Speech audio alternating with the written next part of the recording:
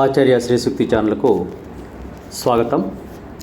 శ్రీమద్ భగవత్ శంకరపాద విరచిత శ్రీరామ భుజంగ ప్రయాత స్తోత్రంలోని 12-13 శ్లోకాలను ఈరోజు అనుసంధానం చేద్దాం భావయుక్తంగా. 12వ శ్లోకం. నమః సచ్చిదానంద రూపాయ తస్మై నమో దేవదేవాయ రామాయ తుభ్యం నమో జానకీ జీవితేశాయ తుభ్యం నమః పుండరీకాయ తాక్షాయ తుభ్యం. సచ్చిదానంద స్వరూపుడైన ఆ పరమాత్మకు నమస్కారం. దేవదేవుడైన శ్రీరామచంద్ర నీకు నమస్కారం. జానకీ ప్రాణాధుడవైన నీకు నమస్కారం.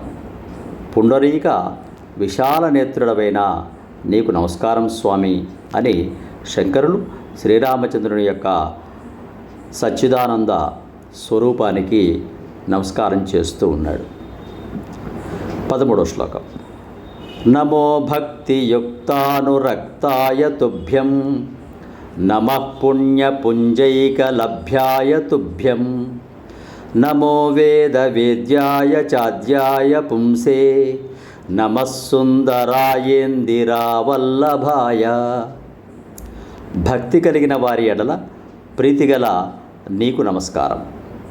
పుణ్య సమూహము చేతను మాత్రమే లభింపదగిన నీకు నమస్కారం. వేదములచే తెలియదగిన వాడవు ఆదిపురుషుడవైన నీకు నమస్కారము.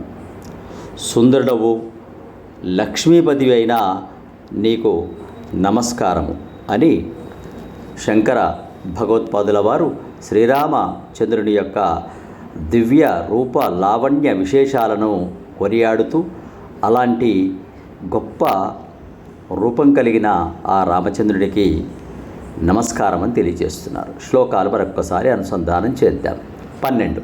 నమః సచ్చిదానంద రూపాయ తస్మై నమో దేవదేవాయ రామాయ తుభ్యం నమో జానకీ జీవితేశాయ తుభ్యం నమః పుండరీకాయ తాక్షాయ తుభ్యం. 13.